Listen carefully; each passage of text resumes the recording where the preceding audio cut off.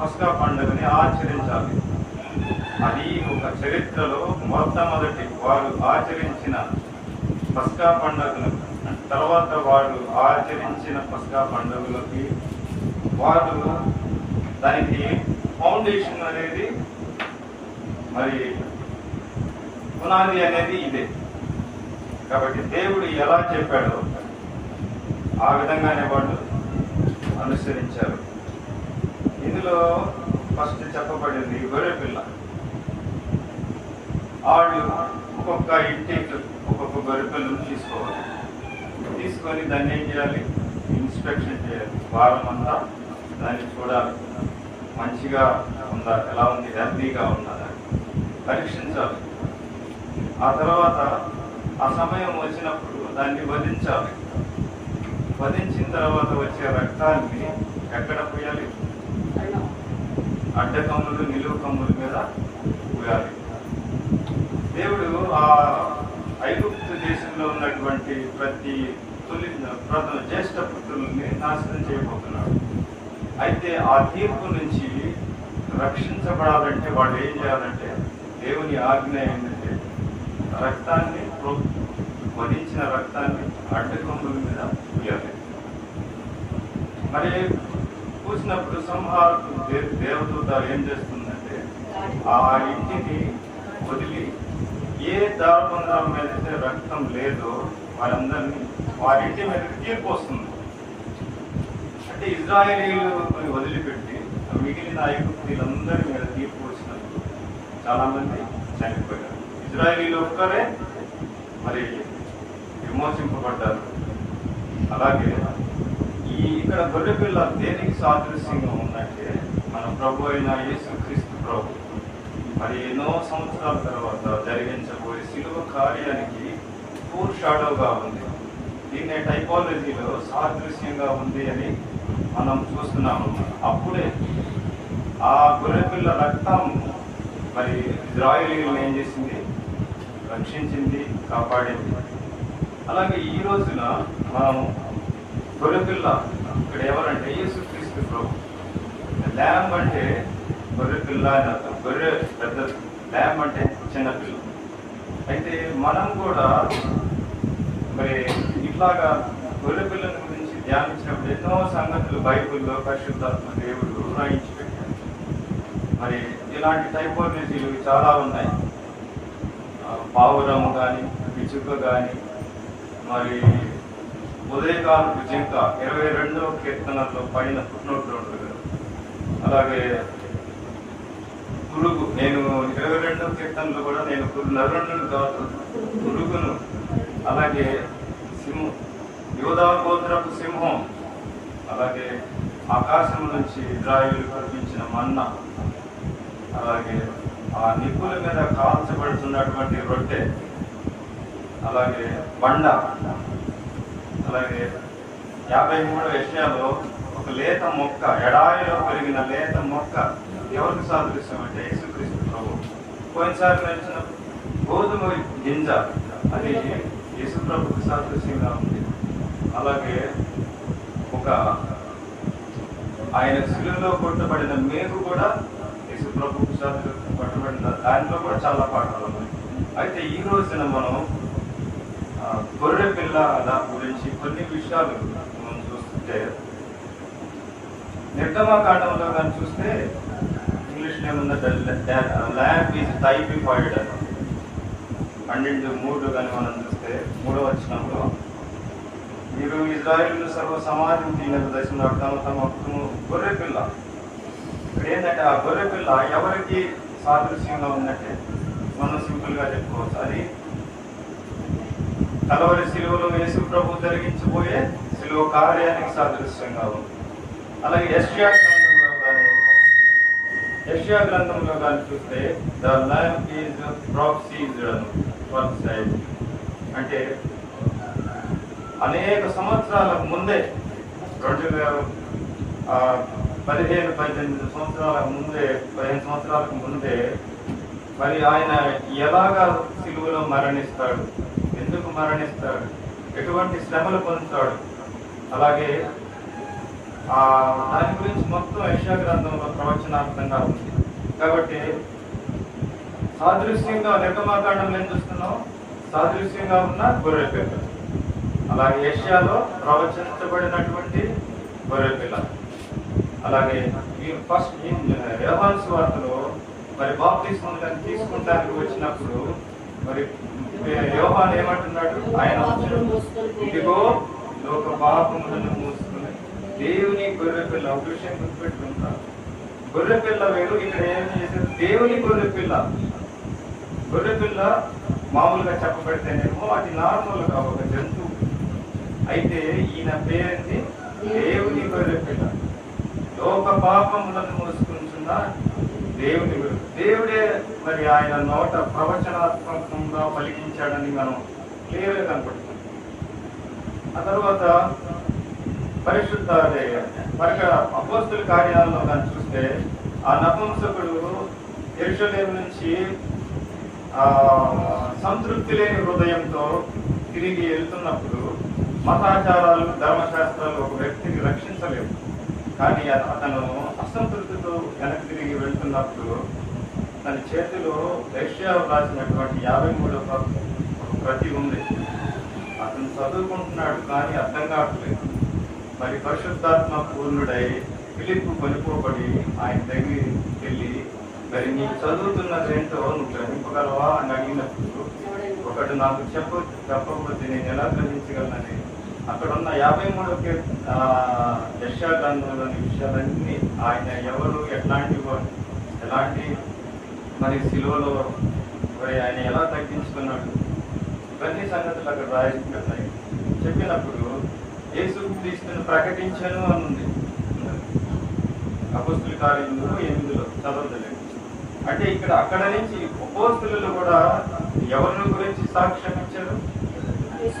అందుకని lamb is testified, సాక్ష్యం ప్రకటించారు, సాక్ష్యం ఇచ్చారు. యేసు ప్రభు సిలువేయబడిన యేసు ప్రభుని ప్రకటిస్తూ వచ్చారు. అలాగే ఫస్ట్ పీటర్లో కూడా 1:19 ఏమంటున్నాడంటే ద ల్యాంబ్ ఈజ్ క్రూసిఫైడ్ అన్నాడు. మరి మీరు మూల్యమైన రక్తం చేత మరి వెండి బంగారములు వంటి దైవైన వస్తువుల చేత మీరు విమోచింపబడలేదు, కానీ నిష్కళంకమైన గొర్రె పిల్ల రక్తం చేత అక్కడ రాయబడి, గొర్రె పిల్ల వంటి క్రీస్తు రక్తం చేత. ఇక్కడ గొర్రె పిల్ల ఎవరు? యేసుక్రీస్తు ప్రభు. అందుకని ఫస్ట్ పీటర్లో ద ల్యాంబ్ ఈజ్ క్రూసిఫైడ్ అన్నాడు. ఇంకా చివరిగా అనేక సార్లు ప్రకటన గ్రంథంలో ఉంది ద ల్యాంబ్ ఈజ్ గ్లోరిఫైడ్ అన్నాడు. 5వ అధ్యాయంగానే చూస్తే అక్కడ యేసు ప్రభు వధించబడిన దేవుని గొర్రెపిల్ల వలె ఎప్పుడు ఆరాధించబడుతున్నాడు అనేది మనం చూస్తాం. కాబట్టి ఇక్కడ మనం ఈ సందర్భాలను 6 సందర్భాలను మనం జ్ఞాపకం చేసుకున్నాం. తర్వాత ఆది కాండాల్లో కానీ, మోషే రాసిన ఖండాలలో కానీ, అలాగే ప్రవక్తల ప్రవచనాల గ్రంథాల్లో కానీ, చరిత్రల గ్రంథాల్లో కానీ, అలాగే కీర్తనల గ్రంథాల్లో కానీ అనేక సార్లు రాసిన వారు పరిశుద్ధాత్మ చేత ప్రేరేపింపబడి మరి కేంద్ర బిందువైనటువంటి ఈ గొర్రెపిల్లనే గుర్చే చూస్తూ వచ్చారు. మరి బైబిల్ మొత్తానికి కేంద్ర బిందువు అంటే ఈ గొర్రెపిల్లే. ఈ గొర్రెపిల్ల మరి మనకి విమోచనకు, విడుదలకు, మరి మనకి విముక్తికి మరి కారణభూతుడు అనుకుంటాం. మరి బైబిల్ ఎవరైతే చక్కగా చదివి అర్థం చేసుకుంటారో మనకు అర్థమయ్యేది ఏంటంటే మొత్తం ప్రవచనాలు కానీ బైబిల్ వాక్యాలన్నీ కూడా ఎవరి మీద ఫోకస్ చేస్తారని? దేవుని గొర్రెపిల్ల, లోక పాపములను మోసిపోవు దేవుని గొర్రెపిల్ల. అలాగే ఆది కాండంలో 22లో మరి అబ్రహాముకు దేవుడు తన కుమారుని బలిగా అర్పించమని చెప్పినప్పుడు వారిద్దరూ వెళ్తున్నారు మోరియా పర్వతం మీద. మరి మార్గ మధ్యంలో ఇసాకుకి డౌట్ వచ్చింది, మరి కట్టెలు ఉన్నాయి, అగ్ని ఉంది, మరి గొర్రెపిల్ల ఏది అంటే ఏం చెప్పాడు? God himself provide the lamb అని అన్నాడు. అప్పుడు దేవుడే చూసుకుంటాడు, ఆయన నమ్మాడు. ఇక్కడ ఇసాకు బదులు ఆయన స్థానంలో ఎవరంటే మనమే. అప్పుడు దానికి ప్రశ్న, ఇసాకు ప్రశ్నకి జవాబు కొన్ని సంవత్సరాల తర్వాత దొరికింది. అది యోగాన్ ఏం చెప్పాడు? ఇదిగో లోక పాపం నన్ను మోసుకొని పోవు, దేవుని గొర్రెపిల్ల. అదే దేవుడే చూసుకుంటాడు, దేవుడే రక్షణ కార్యాన్ని జరిగించేవాడు, దాన్ని కొనసాగించేవాడు కూడా. ఇజ్రాయేల్ ప్రజలు ఎర్ర సముద్రము దాటడానికి బిహారీ రోతేనా అక్కడ ఎర్ర సముద్రం దగ్గరికి వచ్చినప్పుడు డెడ్ ఎండ్ వచ్చేసింది. ఇటు చూస్తేనేమో వెనక పౌరవ సైన్యం, శత్రు సైన్యం సంహరించడానికి వస్తున్నారు. ఇటు చూస్తేనేమో ఎర్ర సముద్రం. వారు ఒక్కసారి ఎలా స్థితికి వచ్చేసారంటే ఈ రోజుతో మనం చనిపోయామనుకున్నాం. కానీ వాళ్ళు ఇంత దూరం నడిపించినటువంటి దేవుని యందు విశ్వాసం ఉంటున్నారు, దేవుని మీద ఆధారపడలేదు. అప్పుడు మోషే విశ్వాసము చేత ఏమంటున్నాడు? మీరు చూస్తున్నటువంటి ఐగుప్తీయులు ఈ రోజు మీరు చూడరు, మీరు నిలుచుండి ఆయన చేసే రక్షణ కార్యాన్ని చూడండి. మన పరిస్థితి ఏంటంటే మనం ఏం చేయాల్సిన అవసరం లేదు. విశ్వాసంతో దేవుడు చేయబోయే కార్యాలు ముందుగానే చెప్తాడు. అవి అంతకంటే కూడా మన కన్నులకు, మన దృష్టికి, మన మనోనేత్రాలకి అవి అర్థం కావు. అప్పుడు వాళ్ళు వెంటనే చూశారు, దేవుని కార్యాన్ని చూశారు. ఏం జరిగింది? అద్భుత రీతిగా మరి ఎర్ర సముద్రాన్ని వారు దాటారు. దాటిన తర్వాత ఆ అధ్యాయం తర్వాత వారు రక్షణ కీర్తాన్ని, విజయ కీర్తనను పాడారు, సంతోషించారు. అది ఒక అనుభవం. ఎర్ర సముద్రం దాటిన విశ్వాసి కూడా ఎర్ర సముద్రం అనుభవమే. మనల్ని మరో ఐగుప్తు దాస్యత్వంలో నుంచి ఎలాగైతే ఫరో నుంచి ఎర్ర సముద్రం నుంచి దాటించాడు, ఇక ఆ ప్రజల్ని ఎన్నటికీ చూడకుండా చేశాడు. మనల్ని కూడా మనం చేసిన పాపాలను బట్టి, మనం చేసిన పాపపు తలంపులను బట్టి, మనం చేస్తున్నటువంటి ప్రతి పాప ఆయన ఏం చేశాడు? సిలువలో తీసేసాడు. కంప్లీట్ వాటిని మనల్ని ఆయన చూడలేదు. మనల్ని ఎర్ర సముద్రం నుంచి ఎలాగైతే బయట వేశాడో అలాగా విమోచించాడు అన్నమాట. ఇప్పుడు మనం దేవుని దృష్టిలో మనం నీతిమంతులు. అలాగే పస్కా గొర్రెపిల్ల విషయంలో కూడా ఆయన ఏమంటాడంటే, ఫస్ట్ ఒక గొర్రెపిల్ల, తర్వాత 4వ వచనంలో ఆ గొర్రెపిల్ల, తర్వాత 5వ వచనంలో ఇంగ్లీష్లో యువర్ ల్యాంబ్. ఫస్ట్ వచ్చింది ఏ ల్యాంబ్, తర్వాత the lamb and then your lamb అనమాట. ఇవి విశ్వాస యొక్క అనుభవాలకి చాలా చక్కని పదాలుగా ఉన్నాయి. రెండోది నిర్గమకాండంలో పస్కాను ఆచరించినప్పుడు పరిస్థితి ఎలా ఉందంటే ఎమర్జెన్సీ. వాడు అన్నారు, ఈ దినమే మీరు బయలుదేరాలి, ఈ రాత్రే. మీరు టైం లేదు మీ దగ్గర. నడుములకి కర్ర తీసుకొని, నడుములకి తువాలు కట్టుకొని, కర్ర పట్టుకొని అగ్ని చేత కాల్చాలంట. రోస్టెడ్ ల్యాంబ్ అన్నారు. అగ్ని చేత కాల్చి అప్పుడే వెంటనే తినేయటం, బయలుదేరటం, కూర్చుని ఆడుతుంది. అయితే అగ్ని దేనికి సాదృశ్యంగా ఉంది? దేవుని తీర్పుకి సాదృశ్యంగా.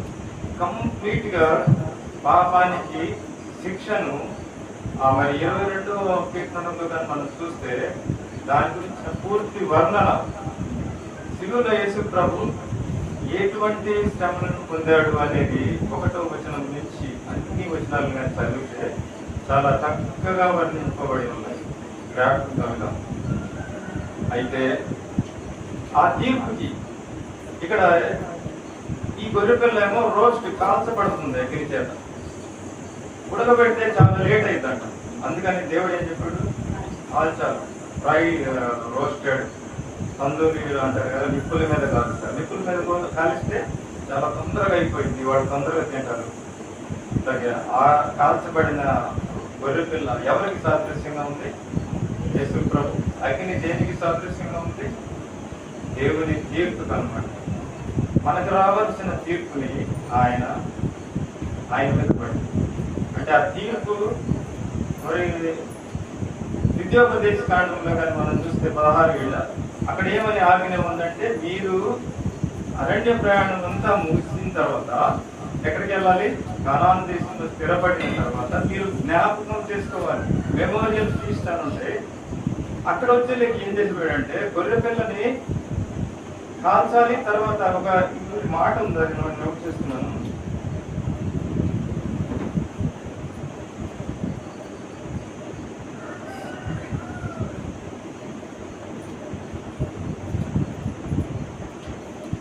మాటల్లో వెర్బ్స్ లో కాల్చి అనే మాట దగ్గర అంట ఉడకబెట్టడం అని కూడా ఉంది.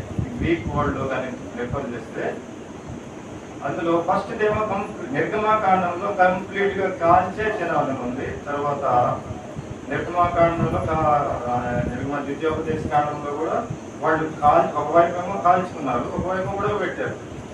ఇది ఎందుకని వచ్చిందంటే డౌట్, ఇక బైబుల్ చదువుకునే వాళ్ళకి అక్కడ ఆచరించే విధానంలో అనేక మంది దూర ప్రాంతాల నుంచి వస్తారు కదా.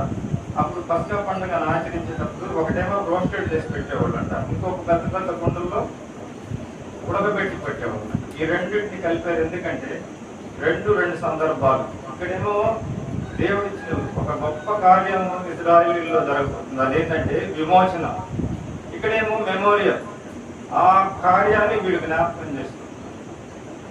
వాళ్ళు జ్ఞాపకం చేసుకుంటారు కాబట్టి ఇక్కడ అలా చెప్పబడింది దినవృత్తాంతాలు. అయితే ఈ దినం కూడా చరిత్రలో హెబ్రీ పత్రికలో రాసింది, ఆయన యుగాంతమందు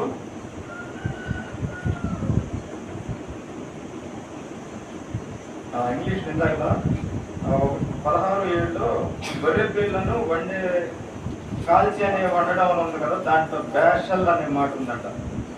దాన్ని ఇంగ్లీష్ లో కుక్ అని ఉంది.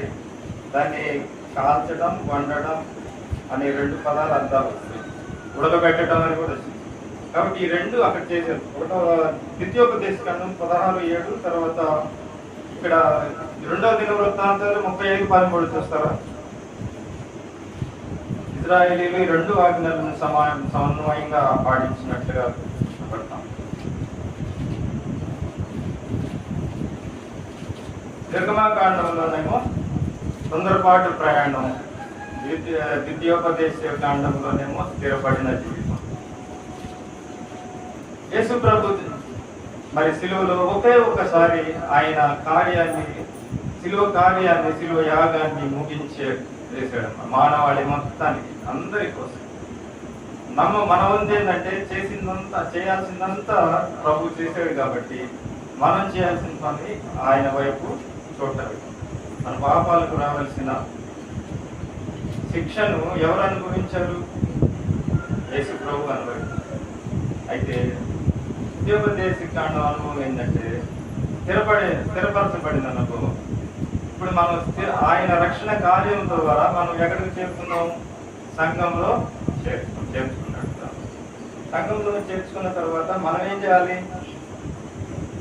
ఆయన యొక్క పస్కాను వాడు ఎలాగైతే జ్ఞాపకం చేసుకున్నారు, ప్రతి ప్రభు దినమున సంఘంకి ఇచ్చినటువంటి మరి ఆర్డినెన్స్ చేయాల్సిన పనులు ఏంటంటే తప్పకుండా ప్రభు శిలువను, ఆయన గుణ లక్షణాలను, ఆయన నీతిని, ఆయన త్యాగాన్ని ప్రతిదీ మనం ఏం చేయాలి?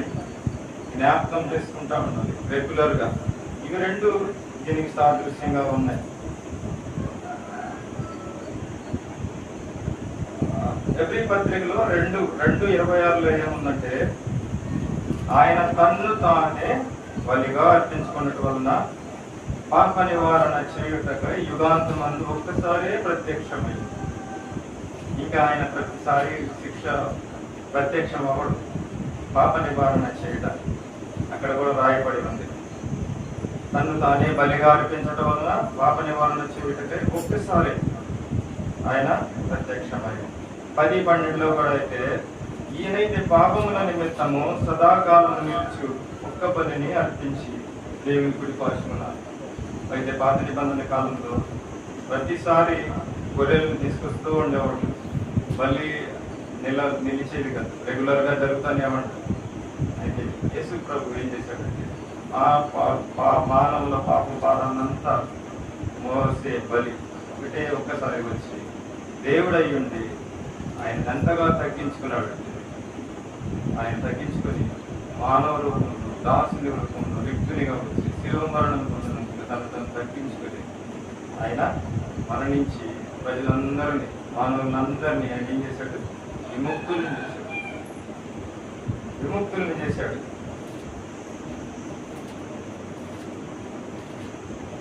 అలాగే ఈ గొర్రె పిల్లల గురించి ఇంకా చాలా విషయాలు ఉన్నాయి కాబట్టి మొట్టమొదటిగా గొర్రె పిల్ల మొత్తం అది అగ్ని చేత దహించబడాలి. ఆయన యొక్క తలంపులు, ఆయన యొక్క అంతరంగికమైన మనస్సు. క్రీస్తు మత్తయి సువార్త 26లో ఏమందంటే, ఒక స్త్రీ ఆమె తల మీద ఏం చేసింది? అద్దర పుట్టితో అభిషేకించింది.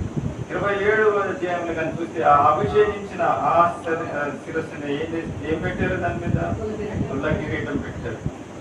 తర్వాత ముళ్ళ కిరీటము మనం చెప్పుకుంటా ఉంటాం కదా, దేనికి తల సాదృశ్యంలో ఉంటుంది? మన ఆలోచనలకు, ప్రతి దానికి హెడ్ ఆఫ్ అది అన్నమాట, చిప్ లాంటిది, CPU లాంటిది. అక్కడ మన తలంపులను బట్టి, మనం చేసినటువంటి పాప తలంపులను బట్టి యేసు ప్రభువుకి శిక్ష. అభిషేకానికి గుర్తు అనమాట. అవి ముందు ఎవరిని అభిషేకిస్తారు? రాజుల్ని, యాజకుల్ని అభిషేకిస్తారు. అక్కడ ఆమె దేనికి ఏదంటే, ఆయన రాజు, రాబోయే రాజులకు రాజు అని చెప్పి ఆమె నమ్మింది. ఆ తర్వాత ఆయన మరణిస్తేనే కదా ఆయన రాజులకు రాజు అయి వచ్చింది. కాబట్టి మరి గొర్రె పిల్లని మనం జ్ఞాపకం చేసుకోవాలి. దేవుని గొర్రె పిల్ల, లోక పాపమును మోసుకుని పోవు దేవుని గొర్రె పిల్ల.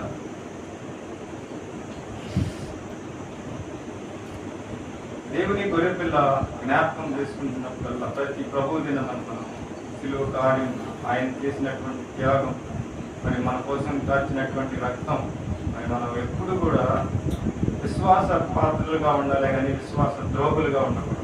కనీస కర్తవ్యం ఏంటంటే మంచి హృదయంతో యేసు ప్రభుని మనసారా కానీ ఒక మాట మీరు కృతజ్ఞత, ఆయన కార్యాన్ని గుర్తు చేసుకోవటమే మరి మనం చేయవలసినటువంటి ఆ బలారతను కృతజ్ఞత చెల్లిస్తే చాలు. దేవునికి చాలా రుణస్థులం